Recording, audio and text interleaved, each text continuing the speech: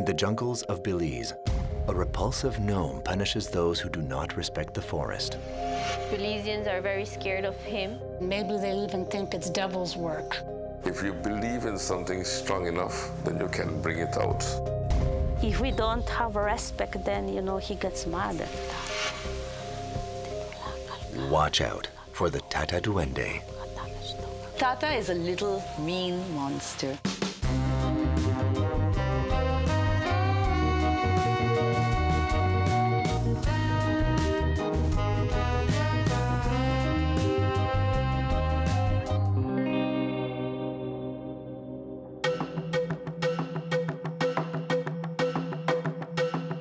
Belize, a splendid, small Central American nation located south of Mexico. It's especially popular for its 250 kilometers or 155 miles of beaches overlooking the Caribbean Sea. But Belize, and in particular the Cayo region, has a rich Mayan heritage. More than half of the country is covered by tropical forests protected by the government. But in these lush forests lurks a monster that has fascinated and terrorized Belize for centuries. The Tata Duende. A gnome, at times good or evil.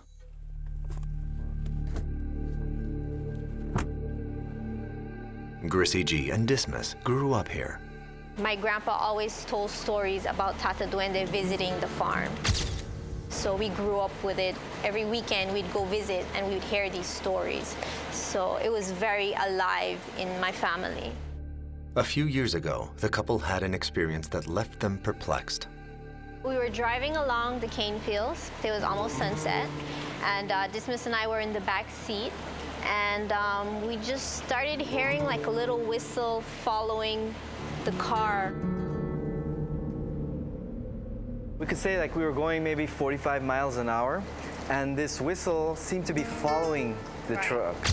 But not following it like from behind and just tailing us. Just going with us. It sounds like it's on the wind is a way to explain it. And it wasn't like a bird whistle, it's just a strange little hollow whistle. But the thing that was strange about it is that Grissy G's dad and one of his friends were in the front seat of the car, and they did not hear the whistle. And the both of them are like looking at us as if we were imagining it. We got chills and we were like, whoa. I like to say I'm an open-minded skeptic, so I'll question it to try to find logical explanations. But if we're both imagining it at the same time, and hearing it and feeling something weird, throws you in a thing where you start to question your beliefs, and reality is like, is this possible Tata Duende whistle? Or this does give us like a push more that maybe there is something more to it than just stories. Right.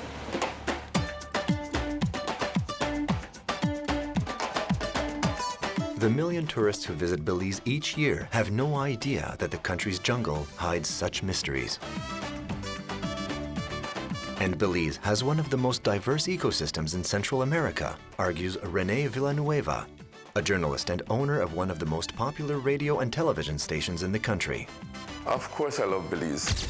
And Belize is the most beautiful country in the world. The beauty about Belize is that it's 8,867 square miles. If you travel to any country in the world, you will not find the diversity you find in any 8,867 square miles. When it comes to waterfalls, lakes, lagoons, valleys, rainforests, we have it all packed here. The only thing we cannot give you is some snow. And like its landscapes, Belize's population is a mosaic of variety.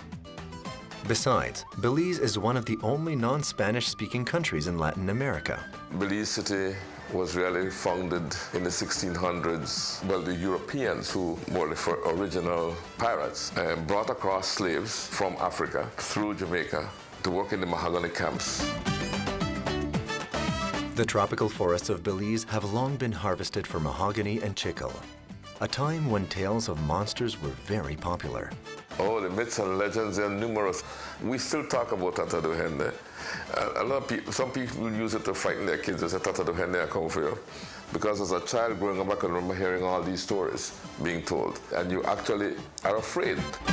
Rosita Arvigo left her native Chicago to settle in the Cayo region and study medicine in the jungle with Mayan healers. She has since devoted her life to the protection of the forest. Her encounter with the Tata Duende was a supernatural event that changed her life. I'm Rosita Arvigo. I'm a doctor of naturopathy. As an alternative physician in the 1970s and 80s, it was rather difficult to practice complementary, alternative, natural medicine in the United States.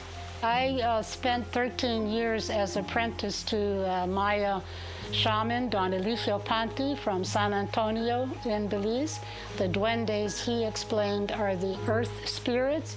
They're assistants to the 9 Maya spirits, and they come to announce the beginning of a dream vision and the presence of the Maya spirits. So I encountered them dozens of times before a dream would begin. So this one night, I was aware of a little body behind me. I looked down and I saw 2 little hands here and 2 little feet here. So I turned around and tried to look into this little creature's face, and it went right back at me and had this little round face that was all kind of hairy. The feet were on backward, and the hand had only fingers, no thumbs.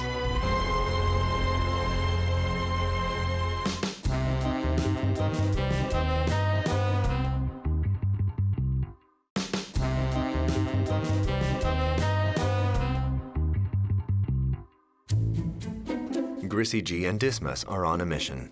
They have dedicated the last 10 years to reviving the legend of the monster that haunted their dreams as children. We are both artists, animators, and authors. We were originally born in Belize, but we currently reside in Los Angeles.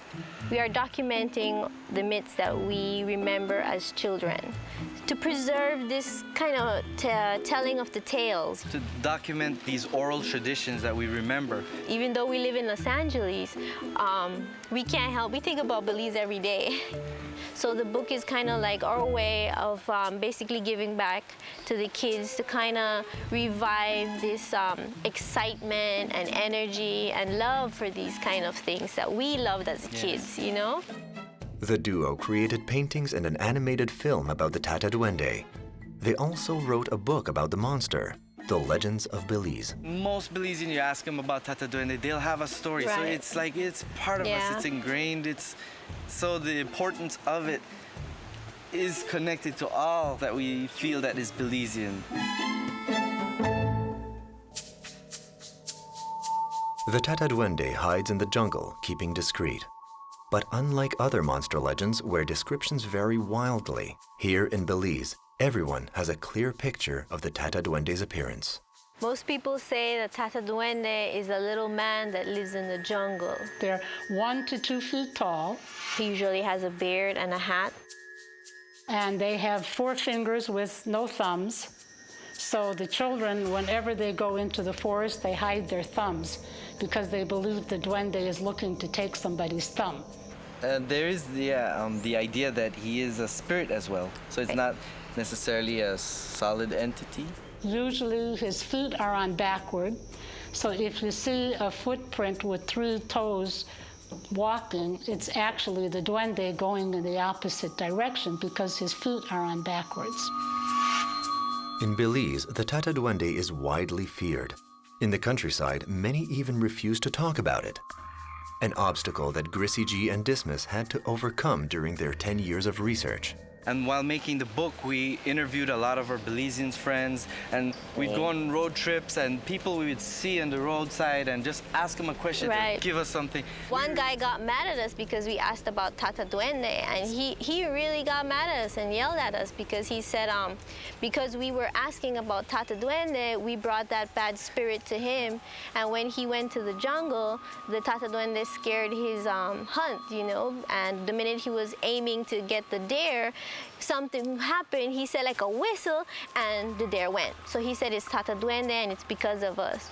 He believes that the Tata Duende is, they like to refer it to as a mala aire, like a bad air, and he said that it's everywhere. Yeah, and once you say his name, you're attracting him. But what do the words Tata Duende mean? The Tata Duende, it's an interesting word. Tata is a Maya word that means a very revered, respected elder. The duende itself, the word Duende. is derived from Spanish, and it's dueño, like a derivative from dueño, which is the owner. Dueño del monte, he's the owner of the jungle. Right. So it's the great revered master, how is it translated? And they are the lords, the dueños, the caretakers of the forest, the waterways, the rivers, the trees, and the plants. For the historian Lita Krohn, the Tata Duende is more than a hideous gnome. It also has an educational role for young people. You know, I've always been a teacher, either at the high school, at the junior college, and a couple stints at the university. The kids love these stories. They love these stories. Some of them teach you good manners. Some of them teach you traditions. Some of them teach you, you know, what to say, what not to say, how to behave. I always think of Hansel and Gretel, and they used to say, don't go in the forest. And these parents wanted to take care of their kids, so maybe they'd say, be careful, and they were right, because being in the forest, there's a lot of dangerous things there. Parents, mothers, and caretakers of children often say, behave or the Tata Duende is coming for you. Finish your meal or I'll call the Tata Duende to come take you. So a lot of these stories too, our grandma would tell us, you know, don't go play back there because the little duende will take you away if you don't behave yourself. You know, sometimes in protecting things, you have to be scary. I think so. There's two sides to Tata Duende.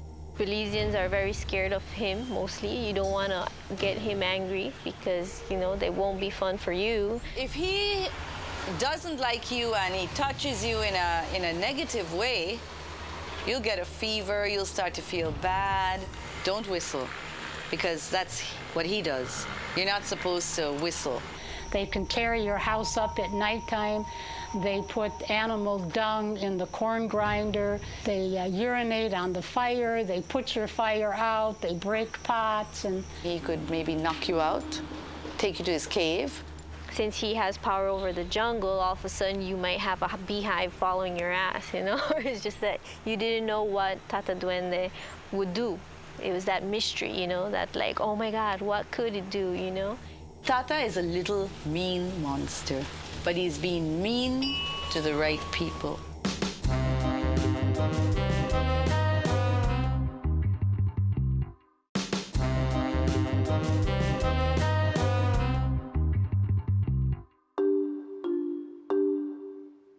The Tata Duende calls the Cayo region home. It's located in the western part of the country, 1 hour from the capital of Belize City.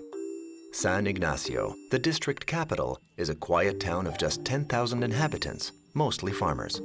This is the market. This is where we get a lot of our healthy, fresh vegetables and produce that keeps us nice and young looking, you know what I mean? Javier Molina works as a tour guide. He's particularly proud of his hometown. What makes San Ignacio different from the other cities is the setting, the natural setting that it's in. This area is very mountainous, a lot of hills by the rivers, the two rivers that come and meet here in San Ignacio and create one of our bigger rivers, the Belize River, the lush jungle that's all around, the greenery. The spirit of Belize is very low-key, laid back, relaxed. You feel like time just is at a different pace here than other places. Very mixed culture, diverse culture. You'll find Hispanics here. You'll find Garifuna people here, as well as the Creoles. I can definitely still find Mayan roots all over Belize. All of these people come to this jewel that we have here, and they share. They become a part of us, and they create their own little culture, unique culture that is a combination of all these cultures that we know as Belize now. And I love this place. It's just so amazing here. The Mayan presence in the region dates back several millennia. And unlike other similar sites in Latin America, the Mayan ruins of Belize are hidden in the jungle, far from the crowds of tourists. Almost all of Belize was occupied by the Mayans. There were about 1 million Mayans living in this area known as Belize. And many of their temples still remain. These temples date back over 3,000 years. The indigenous people, the first inhabitants of Belize were the Maya, as far as we know. The archaeologists will say Paleo-Indians. Okay, well, they were the grandfathers of the Maya then. The Maya people do believe in Tata Duende, and it comes from their religious beliefs, you know. He's gone through the ages, at least 2,500 years. So he's a pretty old dude. This is a very rootsy thing. The Catholic Church didn't get into the Tata Duende. But why is there almost no written documentation of its existence?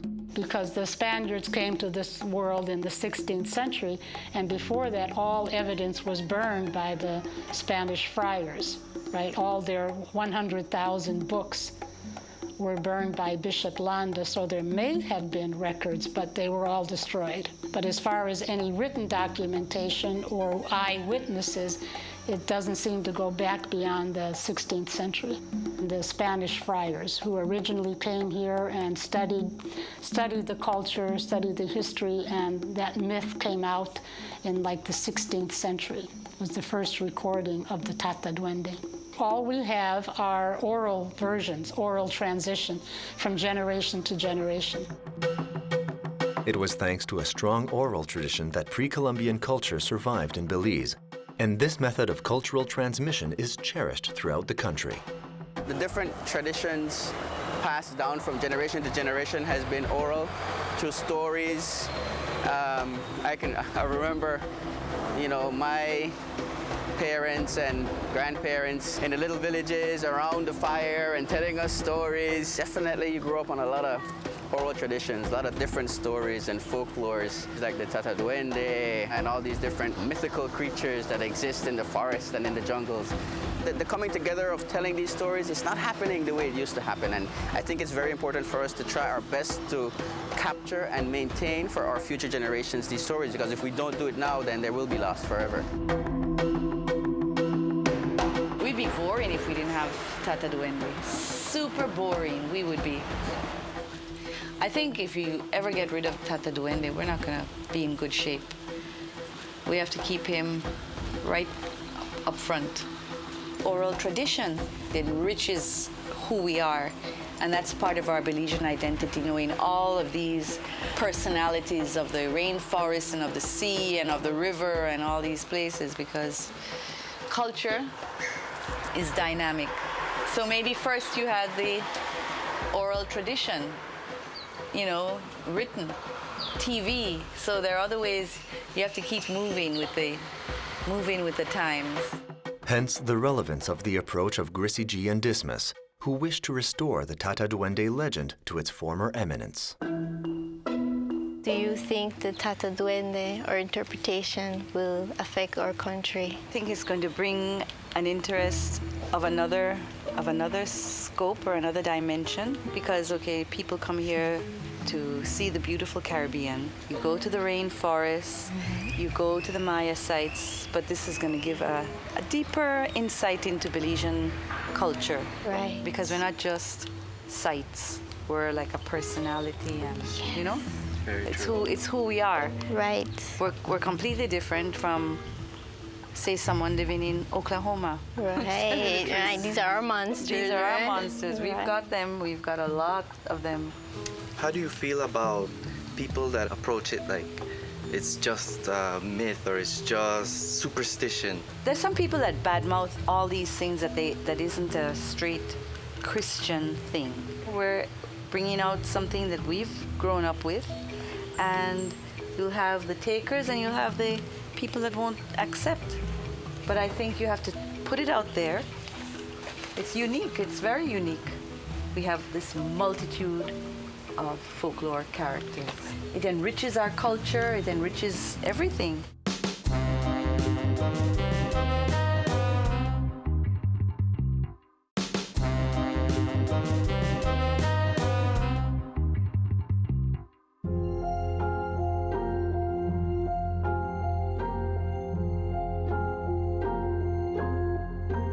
Grissy G and Dismas continue their search for the mysterious Tata Duende.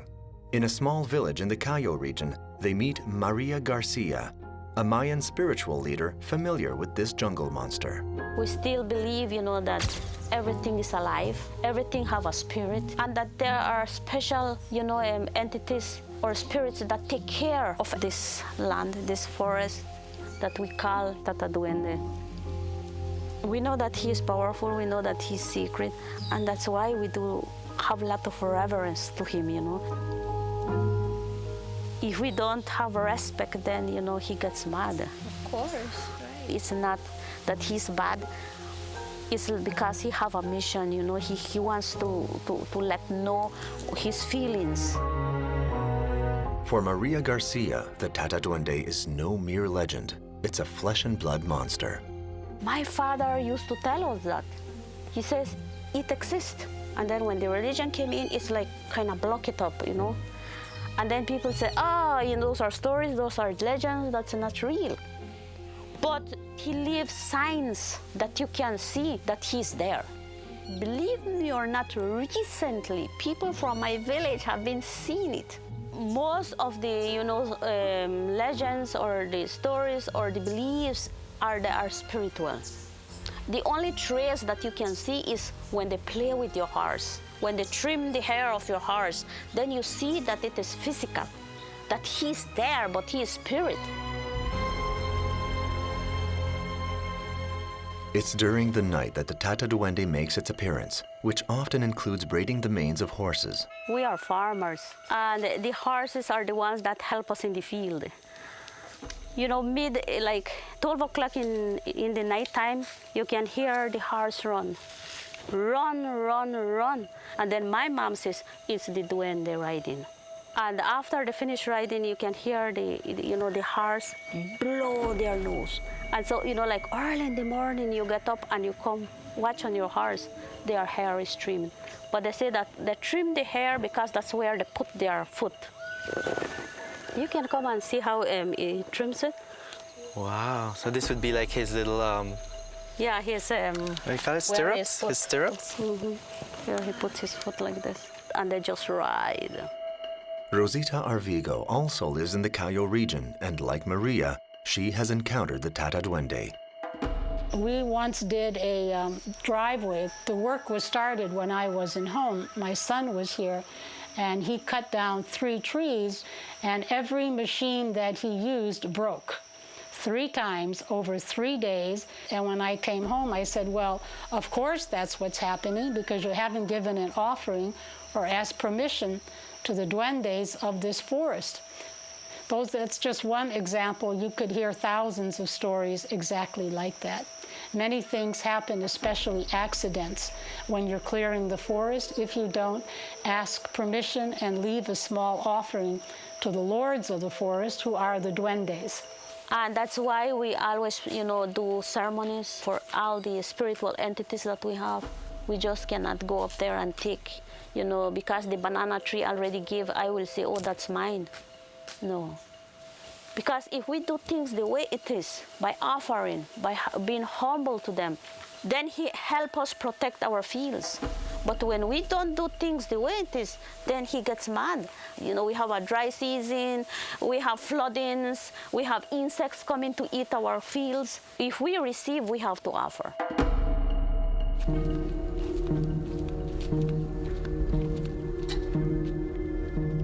Grissy G and Dismas also want to ensure that they're in the Tata Duende's good graces. Like 9 different incenses. Wow. And that's to cleanse.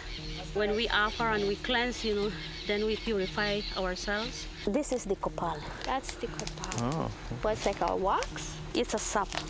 Is it from a tree called yes, copal? This is one of our most sacred trees. That's what we are going to be offering. And this altar, is it specially designed for? Yes, that is how our Mayan people do their altars. We cut it from the forest, from the sacred forest. We ask permission because we are going to be making a ceremony.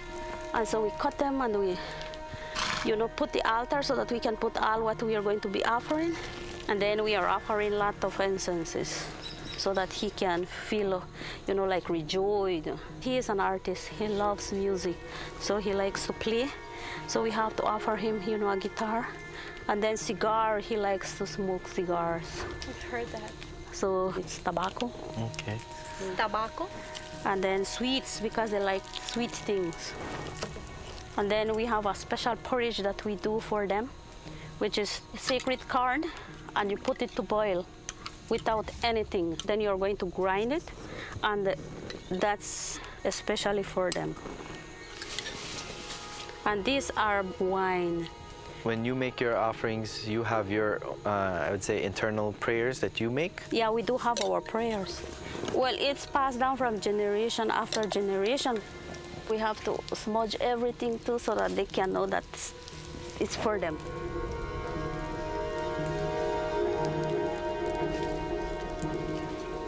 He is possibly watching us now? Yes, he is.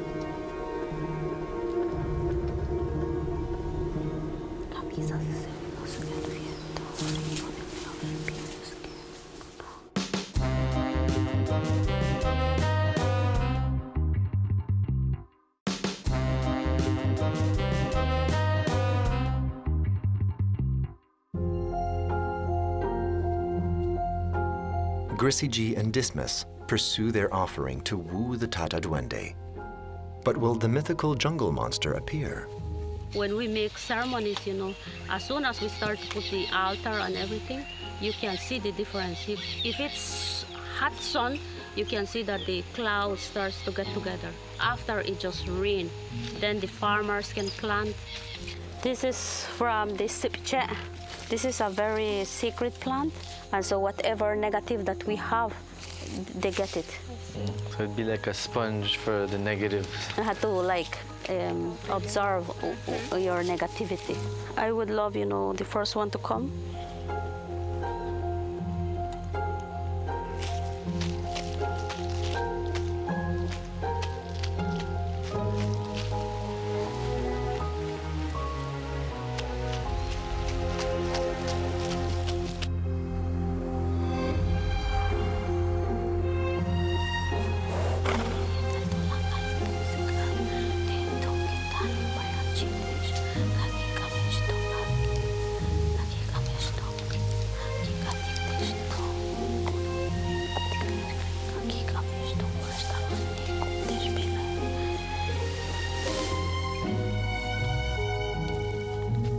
Now we are going to leave this here, and in 3 days we are going to bury everything, because what we offer is for them, not for us. Did you notice, Miss Garcia, how the breeze just started blowing and the rain, and the rain too started to drizzle. Is that? That's good? Yes, it's good. That means that the elements are happy. The minute I started. The minute it started, the wind just kind of like blew in right through. The horse started walking around the tree. Kind of give you a little weird feeling, and then It just felt like there's a strong energy. very strange.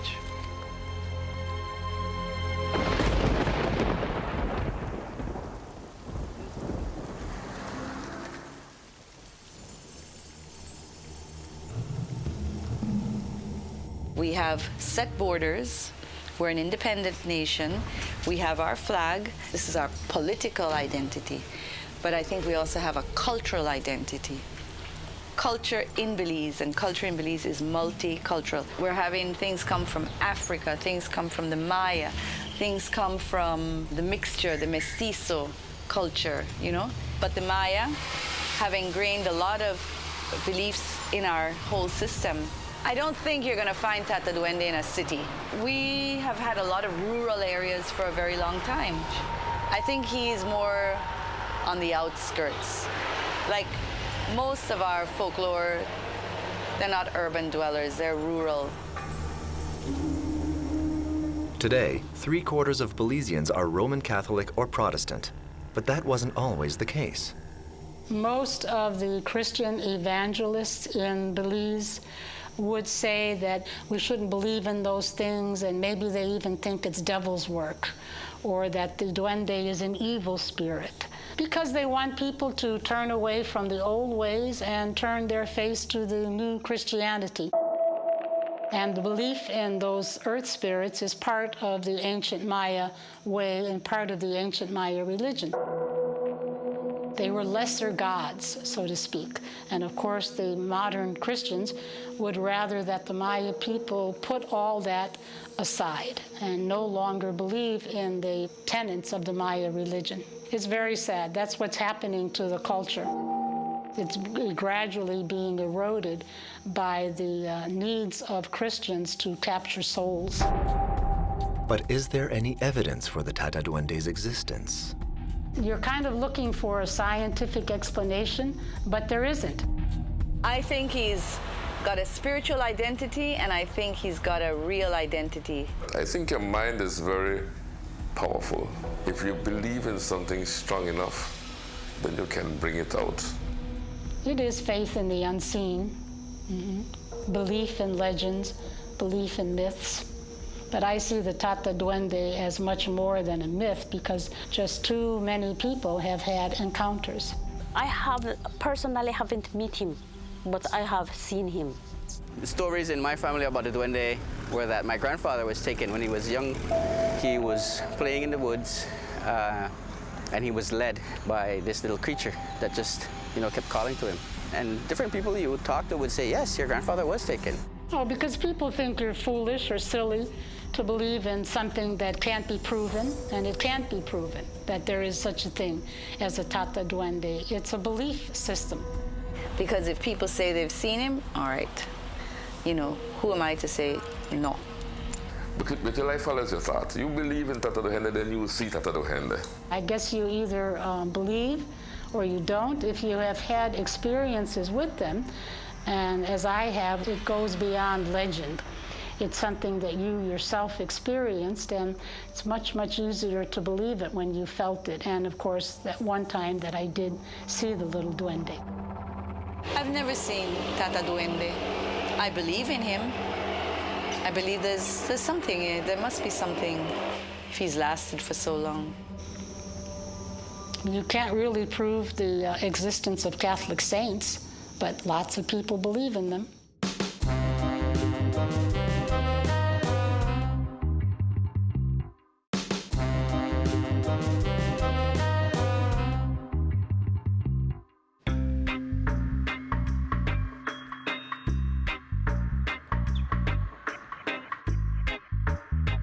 Whether myth or monster, the Tata Duende must be reintegrated in the culture of Belize, says Grissy G's best friend. But they've been working on this for a long time, and I think it's such a powerful thing to bring back folklore. A lot of young people today either have never heard of him or in a very vague way, and it's so important to bring that back. Not because you need to believe, but because it's dogma, it's story. It's all about who we are and where we come from and our ancestry, and those things should never be lost. That's a part of our identity. So I think there's a lot of positive things to Tata Duende. He is anti-destruction of our natural treasure. So, sometimes children learn through fear, or, don't do this because there's a consequence, and that's what Tata Duende is about. He's a protector, and everybody needs a protector. I think he's our first environmentalist, and he promotes moderation. He doesn't mind if you go hunting or if you go picking things from the tree, but don't overdo it. Just take what you need and leave. You don't have to get into big business over the rainforest, and I think that's the way the rainforest has survived. I think we need a lot more Tata Duendes. Us like indigenous people, we love the forest. The forest is our home. So if we don't care, and take care of it, then what will happen? Right. The future generations are there, and we have to leave something for them. So it is important to preserve it. So if this story is to preserve the rainforest or the jungles, it's a good one to teach. If more young people, get into preserving the culture, the environment, our natural resources, I think we are on the right path.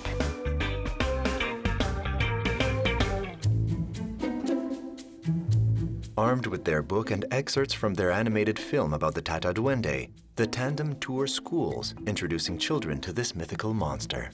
So we are going to stir up some stories and excitement from the kids tonight with Tata Duende. Hi guys! Now we're here today to share with you what we do. We are artists and animators, and we have documented our myths from Belize because we think they are part of our culture that makes this country so unique. And we'll be talking about Tata Duende. So, no familiar with the Tata Duende? Good stories or scary stories? Scary. Okay, good. Okay, cool. Like we said, some people afraid for it, some people aren't. Some people believe in it, and some people think it's a lone cartoon. Some people believe that Tata Duende is a spirit. Some people believe they are real, but they know how to hide very well, right? So that only when they choose to appear to you, right? But the truth is that there is something, because the story comes from somewhere, and the story comes from our ancient ancestors. Hit the lights. Start it off, all right? Let's go. Start with the presentation. This is a close-up of what we believe the Tata Duende may look like. We interview people. We talk to people in Corozal, in Belize City, all over, and it's just interesting how even though they're far away, they're like the characteristics of Tata Duende. They're like the same thing, and these beings are basically the guardians of nature, you know? We do have an animated short to show you about the Tata Duende. You guys ready? All right. All right. No exam. They are monsters of fairy tales and scary stories. But in Belize, there are legends and folklore of terrifying creatures. Creatures so terrifying that accounts of them are passed down from the ancients, and these legends continue to be told. Tata Duende is a powerful spirit that protects the animals and jungles of Belize.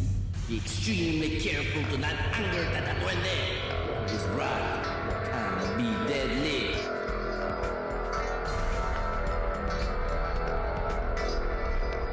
So, thank you guys.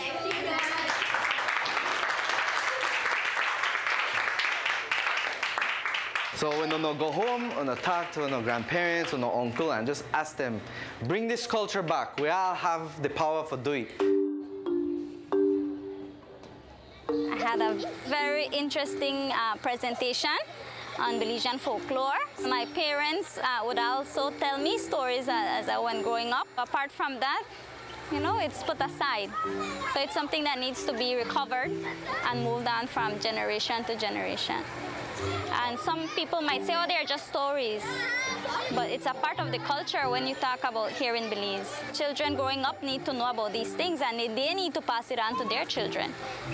It's part of their history.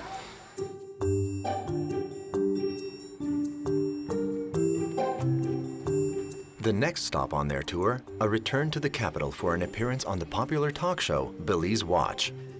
The host is also the owner of the premises, Rene Villanueva.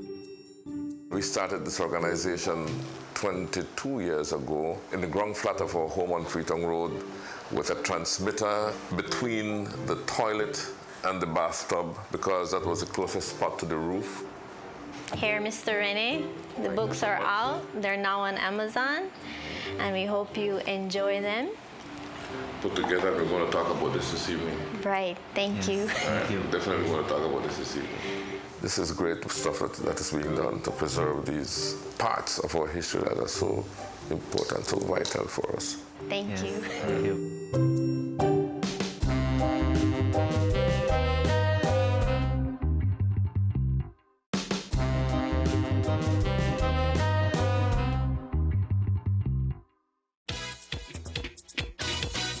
Celebration time! Grissy G and Dismas are preparing to make their television debut in Belize. Good evening and welcome to another edition of Belize Watch. It's a pleasure, honor, and a privilege to be with you on a lovely Tuesday evening. And what a show we have for tonight. We have the great Dismas. Welcome, Grissy G. Yes, Welcome. Thank you. And it's good to see you guys again. Glad to be here. And joining us this evening are some young folks and some average young folks, members of the Imperial Band. So we're going to make a mixture of music and folklore this evening. They have put together a book titled Legends of Belize. a series about mythical creatures that dwell in the jungles and waters of Belize. It took us 10 years to write the book. 10 years to put this together. Right, with all the artwork. And we also put a lot of research into the different characters because we really wanted to tie it with the culture and also how we reflect in the world. That the older folks, also older folks who know about Tata Duende, the younger folks are not too familiar with it. Have you all found that out as well? Yes, that's why we started pursuing the book and continuing the series and took it so seriously because we saw that a lot of people, because of technology, they weren't talking to the family anymore and grandparents, and these stories weren't being heard. I agree that because as a child I can remember the Tata Duende stories indeed. There's the good part of him and then the bad part of him, right? And mostly that basically how you behave and how he reacts to you. So if you're a bad person, they hurt the jungle, they pollute. You must behave yourself. You must behave. Right. And also, the thing we love about it is these stories that what make us as one culture. Of course. You know? And I want to thank you all and congratulate you on what you're doing, keeping our folklore alive, keeping these duendes alive. You guys will be playing some music for us this evening. All right, well, if we're ready, we beat out some music, man. Let's hope that Tata Duende is listening and, might show up.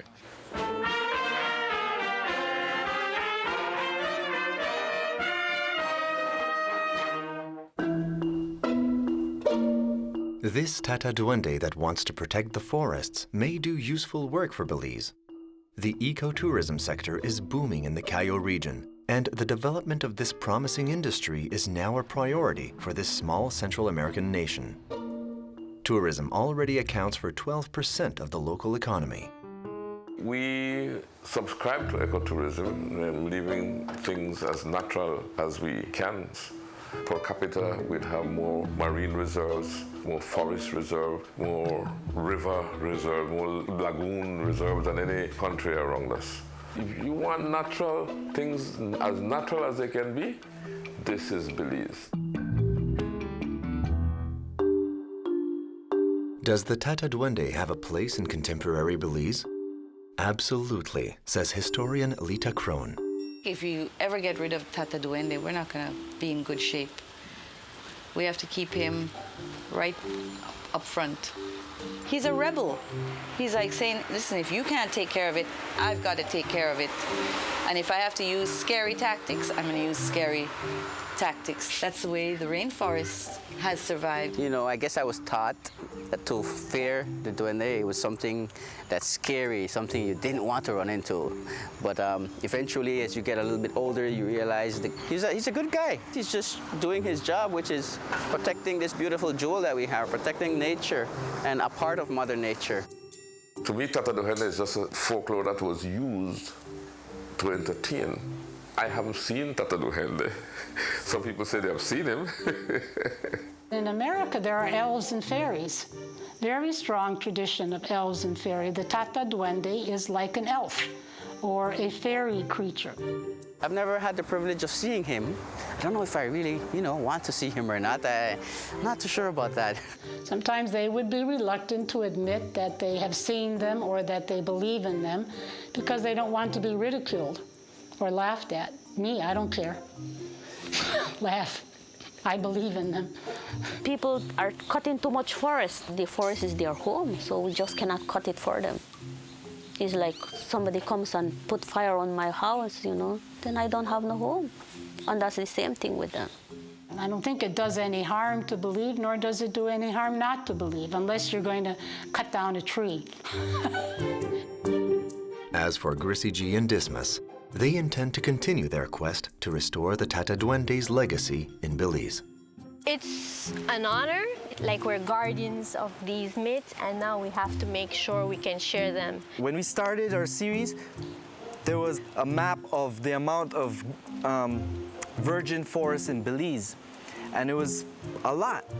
And then, but quick, within 3 years of that, we started to look at these news things, news articles and pictures that the forest is depleting like fast, acres and acres. So we really believe like a lot of these stories need to kind of come back and to remind people that this is important. This is life. This is what brings people to our country. So don't destroy, you know, you gotta take care of it because the Tata Duende is everywhere.